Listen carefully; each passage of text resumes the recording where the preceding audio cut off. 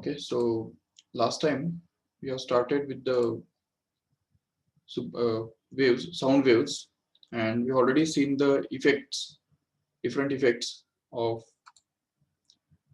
different factors on the velocity of sound in air, right? तो sound के velocity पे अलग अलग जो फैक्टर्स होते हैं उनका क्या इफेक्ट होता है, तो वो हमने कल के लेक्चर में देखा था।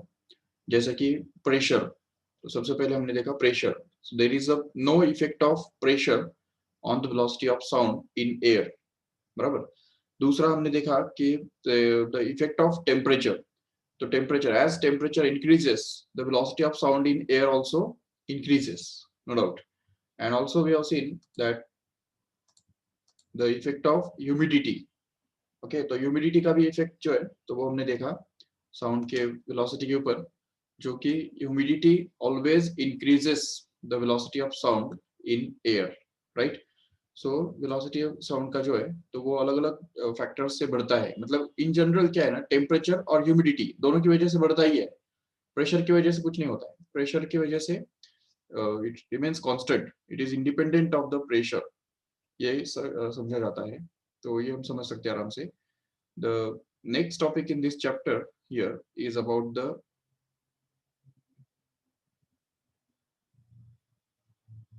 Doppler effect. What is Doppler effect?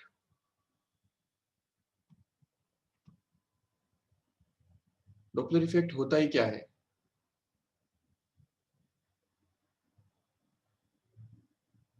You must have been studied it in the regular session. तो रेगुलर में आपने देखा है ऑलरेडी कि Doppler effect is the relative change in the frequency of sound as heard by the observer due to the motion, ठीक है ना, motion, relative motion between source and observer. Okay, I will repeat again. The apparent change in the frequency of sound as heard by the observer due to the relative motion between source and observer. Okay, देखो ये suppose यहाँ पे source है, ठीक है। source can be anything which produces the sound waves, right? तो sound waves produce करने वाला कोई भी एक चीज जो है तो उसको हम बोल देंगे, ठीक है, source. Okay, now we'll see the observer, or we can say listener, ठीक है। listener is anything which can detect these waves. तो ये जो waves detect करने वाला जो है उसको बोलेंगे listener, और ये जो है वो source, S से उसको हम denote करेंगे। And the velocity of the source will be denoted by Vs. Okay, what it may be, maybe towards the observer or maybe away from the observer, but the velocity of the source will be denoted by Vs, remember. And the velocity of listener will be denoted by Vl. Okay, VL. And the velocity of sound itself, ठीक है, sound का खुद का velocity जो है उसको हम denote करेंगे V से, ठीक है। Simply V is denoted by the velocity of sound in air. Okay, so whenever it happens that the, suppose for example the first case we'll consider in which the source and listener both are at rest. Okay, and suppose that the n is the frequency of this source which is emitted. तो ये source जिस frequency को emit करता है तो वो suppose मान लेते हैं s है, ठीक है। तो अगर s इतने फ्रीक्वेंसी के वेव्स, सॉरी n इतने फ्रीक्वेंसी के वेव्स अगर वो इमिट करता है तो these waves will just travel in the with a constant speed towards the listener, and this listener will also hear the same frequency when it is at the rest. Okay, अगर वो listener अगर rest में है तो वो उतने ही number of waves सुनेगा पर सेकेंड जितने सोर्स इमिट कर रहा है पर सेकेंड, ठीक है। ये तो सबसे पहला केस हो गया, हम समझ सकते हैं, it's a natural thing, no doubt. But अगर सपोज ऐसा हो गया कि अगर लिसनर जो है वो अगर इस तरफ मूव करने लग गया तो क्या होगा? What will happen if listener just starts moving towards the observer, तो सॉरी सोर्स। तो लिसनर अगर सोर्स की तरफ बढ़ने चालू करता है तो ये वेव्स तो ऑलरेडी आगे बढ़ रहे हैं with a constant speed, but when the listener will start moving towards the waves, this listener will intercept more number of waves than it is expected when it would be at rest. अगर वो rest में होता तो जितने number of waves उसमें उससे पास होते या उनको वो क्रॉस करता, उससे ज्यादा नंबर ऑफ वेव्स वो क्रॉस करेगा, क्योंकि वो अभी खुद वेव्स की तरफ बढ़ रहा है। और इसकी वजह से the frequency, or we can say the number of waves heard per second by the listener will be more in this case. When the listener starts moving towards the source, the number of waves heard per second will be more, and hence we can say that the apparent frequency here, Na, will be more than the original frequency emitted by the source. Remember. But on the other hand, if suppose this listener starts moving away from the source, अगर ये listener source से दूर जाने के लिए अगर जाता है, अगर स्टार्ट करता है, तो उस केस में क्या होगा रेकॉर्डिंग से? So when the listener will be moving away, so the waves will be following him, ठीक है, वेव्स पीछे से उसको फॉलो करेंगे, और जब तक ये वेव्स यहाँ पे पहुंचेंगे तब तक वो लिसनर वहां पे होगा ही नहीं, वो थोड़ा आगे जा चुका होगा, जिसकी वजह से ये वेव्स उसको थोड़ा लेट क्रॉस करेंगे, लेट वहां पे वो मिलेंगे, और उसकी वजह से नंबर ऑफ वेव्स हर्ड पर second will just get decreased, will get decreased. तो ये उसकी वजह से हम बोल सकते हैं यहाँ पे कि the apparent frequency Na here will be actually less than the actual frequency that is emitted by the source here. But by what amount? ये जो है कितने अमाउंट से ये बनता है, कितने अमाउंट से ये फ्रीक्वेंसी चेंज होता है, तो वो हमको यहाँ पे सोचना है और ढूंढ के निकालना है। Remember one thing is that, ये अच्छी तरह से नोट करो कि इंटेंसिटी का कम होना ये अलग चीज है, ठीक है, इंटेंसिटी कम होता है no doubt, but we are talking about the frequency. Frequency is somewhat different thing. Frequency of sound is something another, और is a different thing than intensity. Intensity मतलब लाउडनेस, तुमने सुना होगा लाउडनेस जो होता है, जैसे अगर कोई रेडियो है या कोई टेलीविजन है, तो उसका जो लाउडनेस का एक बटन होता है, उसको अगर सपोज हम कम ज्यादा करते हैं, तो वो उसका लाउडनेस जो है वो कम होता है, कभी ज्यादा होता है, कम ज्यादा हम कर सकते हैं, that is the loudness actually. या अगर सपोज कोई ट्रेन है, तो ट्रेन का हॉर्न जो है वो हम बहुत नजदीक से सुनते हैं या बहुत दूर से अगर सुनते हैं, तो that is the loudness, that is the difference in loudness. Loudness is a complete different thing. We are not talking about the loudness at all. We are talking about the frequency. अभी आप बोलेंगे frequency क्या होता है? Actually, frequency is the basic property of the sound waves. Just like अगर suppose तुमको बोला कि male voice and female voice, फर्क क्या होता है? तुमको अगर कोई अगर suppose तुमको अगर आंखें बंद कर दो, और अगर आपको अगर सुनाई देगी आवाज, अगर सुनाई देगा दिया जाए, तो आप ये पहचान सकते हो कि नहीं कि वो वॉइस जो है वो मेल का है या फीमेल का है? बिल्कुल पहचान सकते हो, क्योंकि उसका फ्रीक्वेंसी अलग अलग होता है, फ्रीक्वेंसी अलग होता है. या अगर सपोज कुछ किसी भीड़ के अंदर अगर मान लो तुमको कोई एक पहचान वाला आवाज अगर सुनाई देता है, तो तुम पहचान सकते हो, क्योंकि उसका फ्रीक्वेंसी तुमको पता होता है. तो फ्रीक्वेंसी एक अलग चीज है, याद रखो इसको, ठीक से समझने की कोशिश करो. What is the frequency exactly? जैसे हम देखते हैं कि buffalo sound is a very different one, again the cat sound is a different one, ठीक है ना. तो बफेलो साउंड का फ्रीक्वेंसी बहुत कम होता है, ये हम समझ सकते हैं, एंड कैट साउंड का जो फ्रीक्वेंसी है वो बहुत ज्यादा होता है, ठीक है. हर एक जानवर का भी जो रॉरिंग या उनकी जो आवाज होती है उनका फ्रीक्वेंसी अलग अलग होता है, ठीक है. इसीलिए हम ये अलग अलग साउंड्स जो है वो पहचान सकते हैं कि we can distinguish the sounds because their frequencies are different. जैसे अगर सपोज कोई बुक गिरने का जो साउंड होता है अलग होता है, या कोई अगर स्टील का कोई बर्तन है वो गिरने का जो साउंड होता है वो अलग होता है. So that is the basically the difference in frequency actually, and that frequency itself actually changes when there is a relative motion between listener and the source of a sound. तो जब listener और source के बीच में जो relative motion होता है, तो loudness का कम होना या ज्यादा होना वो तो अलग बात है, लेकिन frequency का change होना ये बहुत बड़ी बात है, and that is actually called as a Doppler effect. Remember, Doppler effect is the apparent change in the frequency of sound when there is a relative motion between source and listener. Okay, अभी इसमें देखो, अगर listener इस तरफ move करता है किसी ना किसी स्पीड से, जिसको हमने यहाँ पे VL बोल दिया है, VL इतने स्पीड से अगर वो मोशन मूव करता है, तो मुझे बताओ, अभी ये तुमने ऑलरेडी सीखा है, सेकेंड चैप्टर में हमने देखा है कि रिलेटिव वेलोसिटी का कंसेप्ट देखा है, याद है आपको?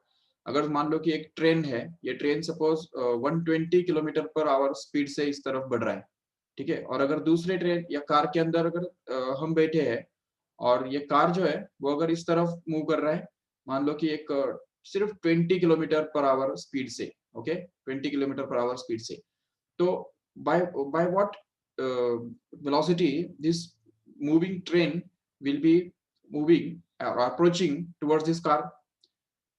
एक्चुअली ट्रेन का स्पीड कितना है? 120 है, लेकिन अगर इस कार के अंदर जो बैठा हुआ पर्सन है उसके फ्रेम ऑफ रेफरेंस में देखा जाए तो इस ट्रेन का वेलोसिटी कितना होगा? It will become 120 plus 20.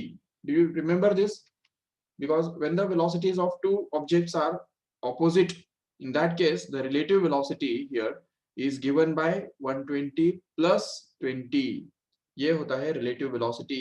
तो relative velocity जो होता है वो हमेशा दो velocities का addition करके हमको मिलता है जब दोनों objects जो है वो opposite direction में move कर रहे होते हैं, तो बराबर है। तो अभी ये बात जो है वो यहाँ पे अप्लाई करके देखो, और अभी मुझे बताओ कि अगर just wait,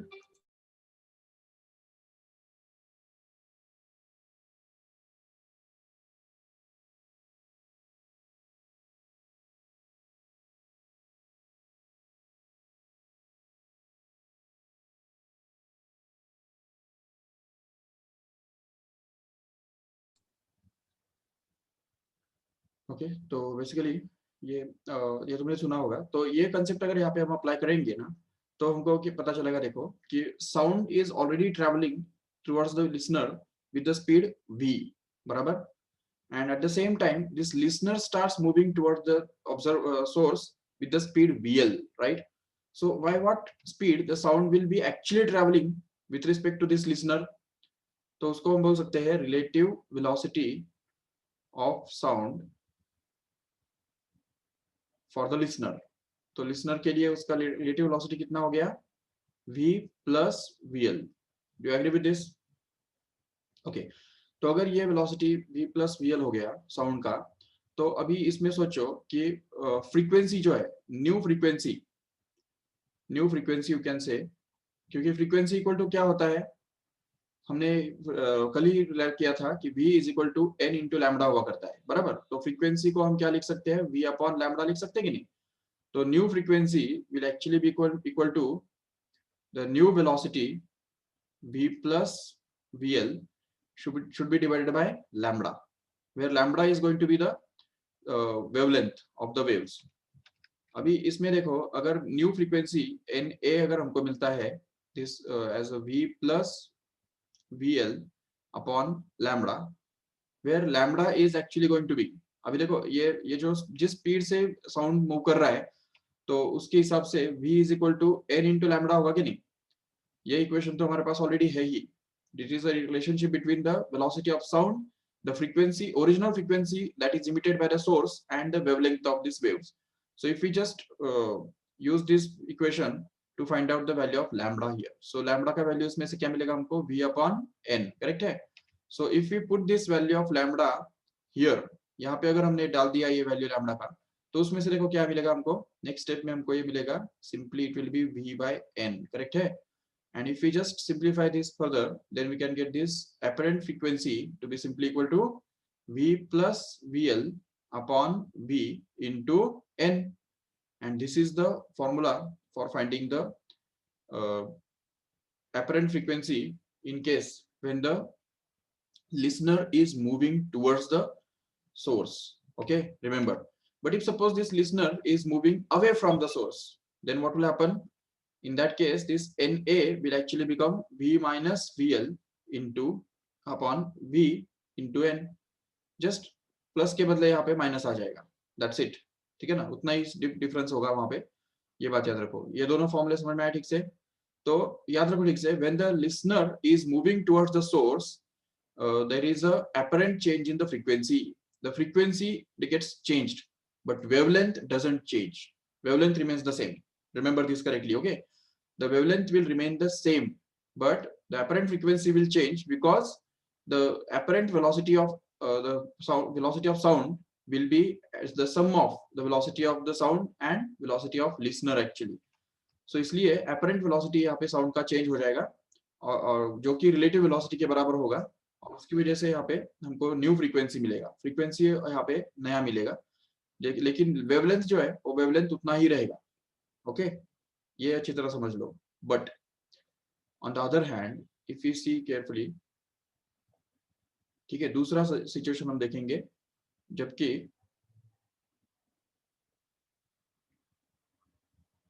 ठीक है, अभी दूसरा सिचुएशन क्या होगा जिसमें observer is going to be at rest. Okay, it's not moving but the source will be moving towards observer. Okay, तो समझो यहाँ पे सोर्स जो है तो वो ऑब्जर्वर की तरफ मूव करता है.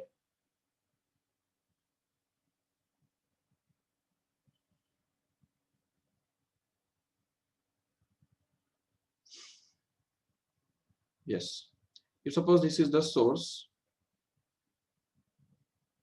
and it's emitting the waves with the constant frequency.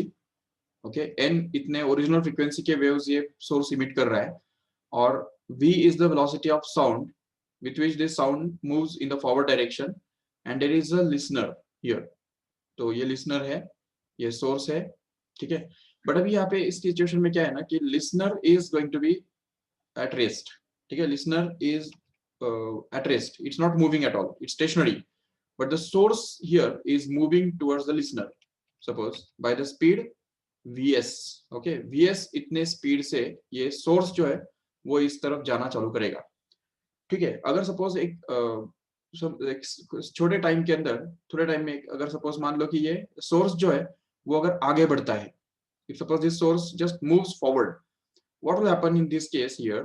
तो सपोज सोर्स यहाँ पे आ जाता है, तो उसके द्वारा इमिट किए हुए जो वेव्स है उसका क्या होगा? तो those waves will just get compressed. You can see clearly the waves will just get compressed like this. तो उसी डिस्टेंस के अंदर ये वेव्स जो है वो कंप्रेस हो जाएंगे, और इसकी वजह से यहाँ पे फ्रीक्वेंसी बढ़ेगा. देख सकते हो यहाँ पे कि the wavelength has been decreased in this case just because the source itself is moving towards the listener here. तो जब सोर्स इस तरफ मूव करेगा लिसनर की तरफ, तो क्या होगा कि जो यहाँ पे अगर सपोज ये पूरा जो है यहाँ पे अगर 100 वेव्स बैठ रहे थे, तो अभी इस डिस्टेंस के अंदर 100 वेव्स को बैठना पड़ेगा. तो जरूर अगर कम डिस्टेंस के अंदर अगर ज्यादा वेव्स बैठने हैं तो जरूर वेवलेंथ तो कम होगा कि नहीं. So wavelength will get shortened in this case here. So the new wavelength will be अब अच्छा, अभी ओरिजिनल वेवलेंथ, ओरिजिनल फ्रीक्वेंसी और velocity of sound in air, इन तीनों के बीच में तो ये रिलेशनशिप होगा ही ना बेसिकली, जो कि हम बोल रहे हैं v is equal to n into lambda. ये रिलेशनशिप तो हमेशा ही होगा, no doubt. This is the relationship between the original velocity of sound, original frequency and original wavelength, no doubt. But when this source starts moving with the speed vs towards the listener, what happens is the sound will actually be moving with the speed v minus vs. Do you agree with this? क्योंकि देखो sound का जो speed है तो वो मतलब इस observer के लिए या लिसनर के लिए साउंड का स्पीड कितना बन जाएगा? apparent speed of the sound for the listener will become actually v minus vs. Reason behind it is that the source and sound both are moving in the same direction in this case. ठीक है, तो जब ये जो है दोनों जब दो चीजें जब सेम डायरेक्शन में मूव करती है, फॉर एग्जांपल अगर एक ट्रेन जो है वो 120 किलोमीटर पर आवर स्पीड से जा रहा है एक डायरेक्शन में, और अगर सेम डायरेक्शन में अगर कोई दूसरा कार अगर जा रहा है लेकिन वो 20 किलोमीटर पर सेकेंड आवर स्पीड से जा रहा है, तो जो ट्रेन के जो कार के अंदर बैठा हुआ व्यक्ति है उसके फ्रेम ऑफ रेफरेंस में इस ट्रेन का स्पीड कितना होगा? It will not be 120 kilometre per hour actually. It will be just 120 minus 20, मतलब 100 किलोमीटर पर आवर. ये स्पीड जो है वो कार में बैठे हुए व्यक्ति के लिए वो दिखाई देगा.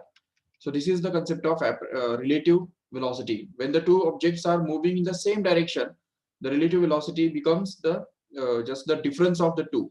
Remember, and that's why here we can see the apparent velocity of sound for the listener. Okay, for listener will actually be equal to V minus VL VS, ये हम समझ सकते हैं. But because of that, the wavelength will get shortened. So what will be the new wavelength obtained here? Can you find out? क्योंकि wavelength का formula क्या होता है?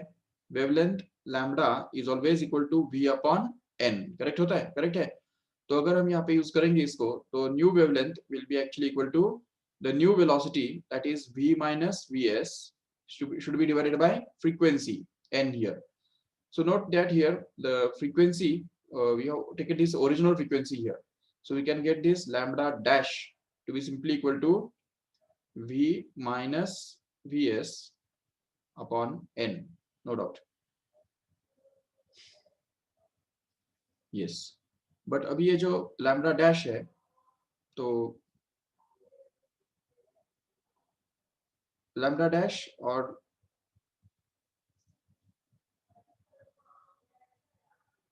नहीं एन ए होगा, यहाँ पे नया फ्रीक्वेंसी जो रहेगा वो एन ए रहेगा, राइट.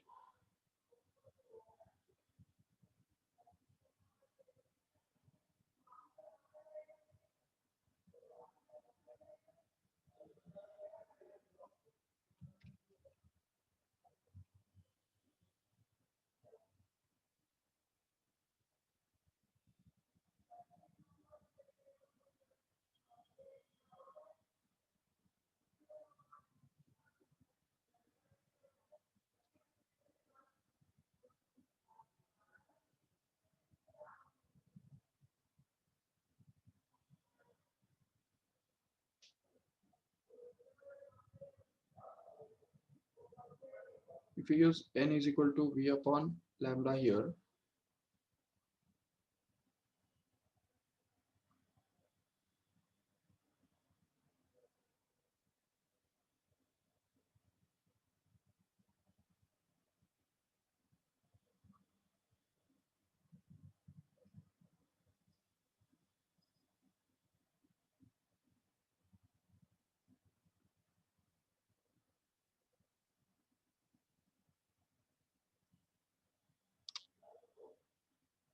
हाँ ठीक है ना.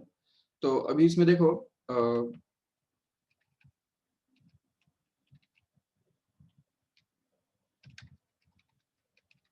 the new wavelength here,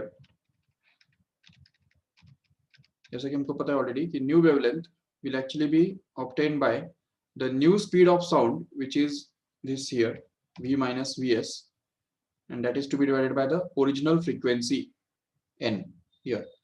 So but already we know that n जो होता है, n is equal to क्या होता है, v upon lambda होता है कि नहीं.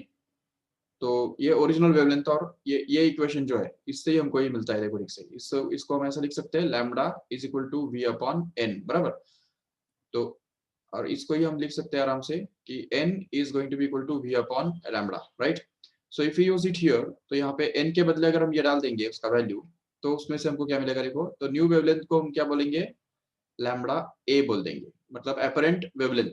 Okay, the modified wavelength, shortened wavelength will actually be equal to v minus vs divided by this n, where n is going to be actually v by lambda, right. And since this v by lambda, इसको अगर उल्टा करेंगे तो ये actually बन जाएगा, next step में उसको हम लिख सकेंगे आराम से. ये देखो, lambda a will actually be equal to v minus vs divided by v into lambda, बराबर है.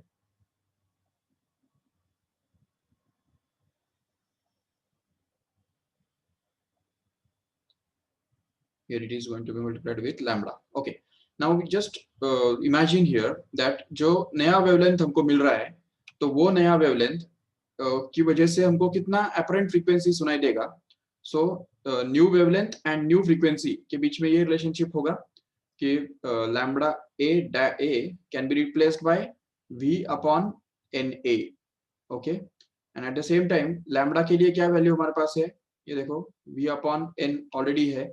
तो अगर ये दोनों वैल्यूज हम यहाँ पे रिप्लेस कर देंगे, तो this apparent wavelength will be actually v by na, where na is the apparent frequency, which should be equal to v minus vs upon v into n, lambda, where lambda is nothing but v by n actually, so that this v just gets cancelled from both sides, and if we just take this reciprocal of both sides, तो दोनों तरफ अगर उल्टा कर देंगे तो हमको मिलेगा N A is equal to, ये ऊपर जाएगा जिससे हमको मिलेगा v अपॉन v minus V S into n. Getting it? So this is actually the basic formula for finding the apparent frequency in case when the source is moving towards the listener. Okay, जब source move हो रहा है towards listener, तो उस case में हमको यहाँ पे ये वाला फॉर्मूला यूज करना पड़ता है, राइट? याद रखो ठीक से. If suppose both of them are moving towards each other, अगर मान लो कि दोनों एक दूसरे की तरफ मूव कर रहे हैं, if suppose this source is moving towards the listener with the speed vs, okay, and suppose that the listener is also moving towards the source with the speed vl, and obviously sound is also moving with the speed v in this way. तो sound का speed जो है वो v है, ठीक है? तो दोनों अगर एक तरफ अप्रोचिंग सिचुएशन अगर होता है, अप्रोचिंग इसको बोलेंगे, ठीक है ना? So when the both of them are approaching towards each other, then the apparent frequency here will be obtained to be simply v plus vl upon v minus vl into n. समझा क्या ठीक से? यहाँ पे ऊपर में हमको plus sign select करना है और नीचे माइनस साइन सिलेक्ट करना है, सॉरी vl नहीं vs.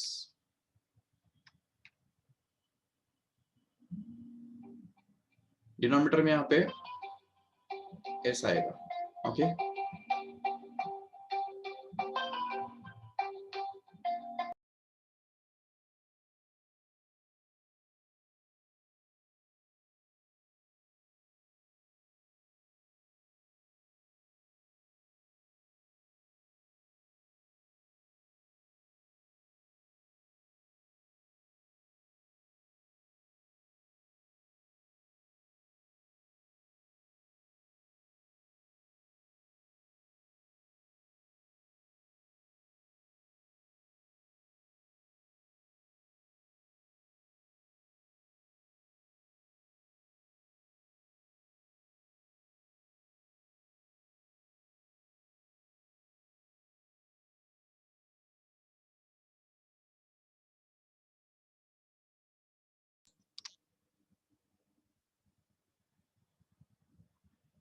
Okay.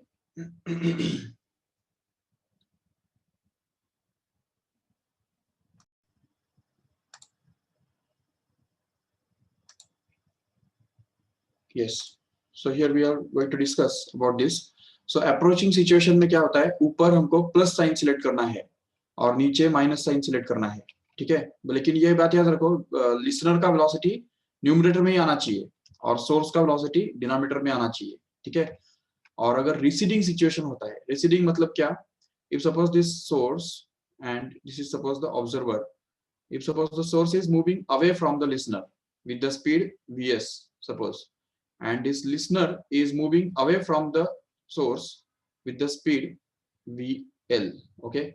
In that case, the apparent frequency as heard by the listener will actually be v minus vl upon v plus vs into n, okay? So this is going to be actually the frequency, apparent frequency obtained by the listener when the both of them are moving away from each other. Remember, okay? तो ये बात याद रखो ठीक से, दोनों फॉर्मूले अच्छी तरह से याद रख लो. देखो यहाँ पे ऊपर प्लस है, नीचे माइनस है, जबकि इस रिसीडिंग सिचुएशन में क्या होता है, ऊपर माइनस है और नीचे प्लस है. And if suppose by chance if one of them are at rest, अगर दोनों में से कोई भी एक अगर रेस्ट में है तो it's okay, we can just get that velocity to be zero. अगर मान लो कि सोर्स रेस्ट में है और अगर जो लिसनर है वो अगर मूव करता है away from the source, then in that case here vs will be taken as zero because source is at rest, and vl will be put as it is in this case, but vl should be away from the source. It should be moving away from the source. That means the situation must be receding. In that case only we can just use this formula. Otherwise और approaching situation में हमको ये वाला formula use करना होता है, याद रखिए. अभी इसमें भी एक बात याद रखो कि both source and observer should be moving along the line joining them. Okay, मतलब अगर सपोज यहाँ पे सोर्स है सपोज, ठीक है, this is the source and suppose this is the listener. Okay, तो अभी इन दोनों के बीच में जो लाइन ड्रॉ कर सकते हैं, तो this becomes the line joining this two, right? You can see clearly.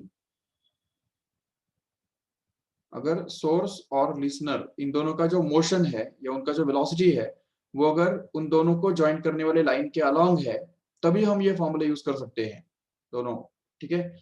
लेकिन अगर मान लो कि ऐसा है कि the source is moving with the velocity vs but not in the same direction as a line joining them, but it is moving this way with the speed vs suppose, ठीक है.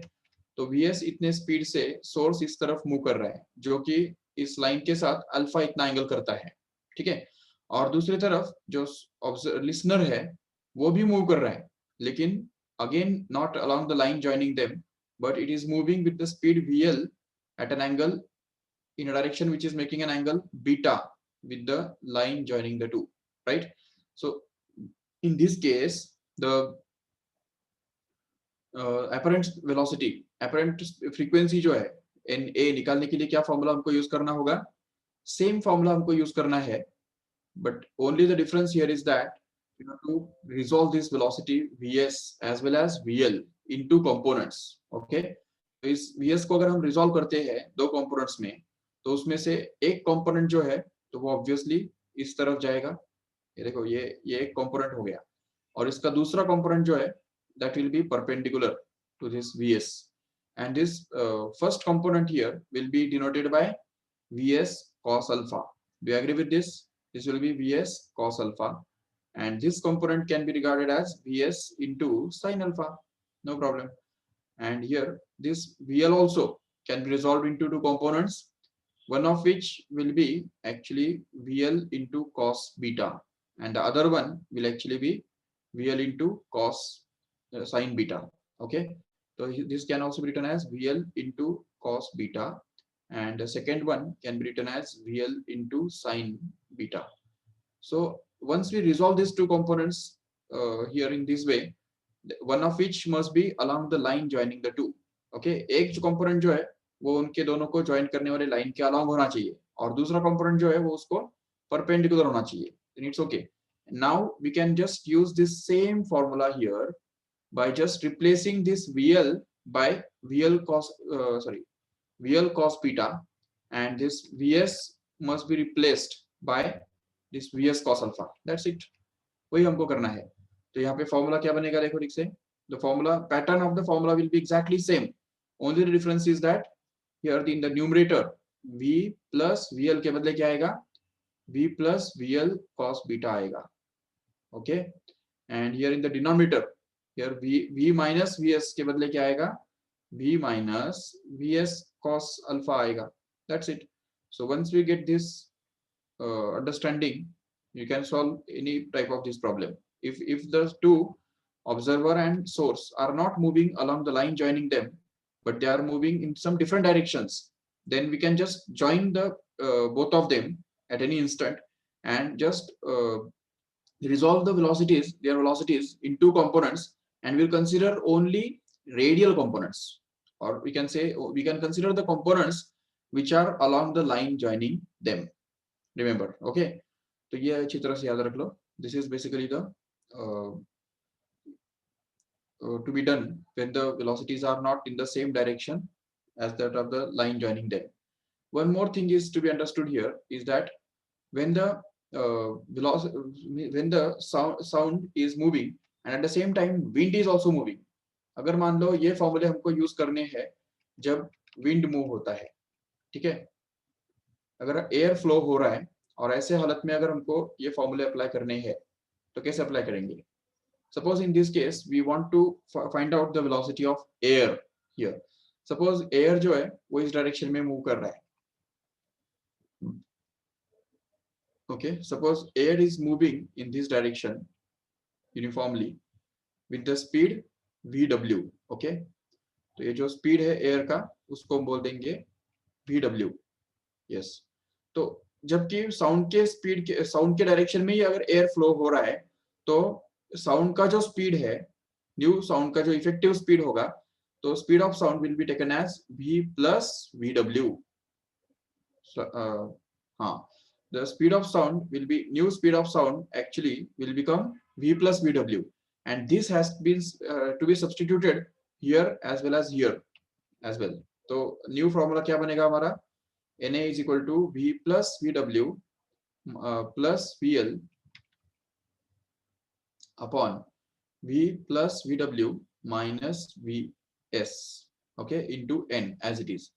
And if suppose this sound is actually moving in the backward direction, for example, suppose by chance अगर sound जो है वो अगर opposite direction में अगर move करना चालू करता है, sorry sound नहीं, एयर फ्लो अगर अपोजिट डायरेक्शन में है, साउंड के अपोजिट डायरेक्शन में है, तो साउंड का जो स्पीड है वो ऑब्स्ट्रक्ट हो जाएगा, तो speed of sound will get just lesson.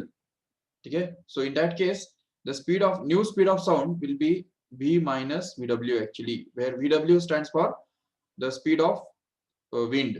Okay, wind का जो फ्लो का स्पीड है वो इस तरह से लिया जाएगा, और यहाँ पे दोनों तरफ v, जहाँ पे भी v दिख रहा है वहां पे हमको ये v minus vw सब्स्टिट्यूट करके वो सॉल्व करना होगा याद से. So these are some important things to understand about the Doppler effect. Okay, when we apply it for the MCQs or numericals, then we have to consider these things carefully. और भी कुछ बहुत सारी चीजें हैं जो हमको इसमें डिस्कस करनी है.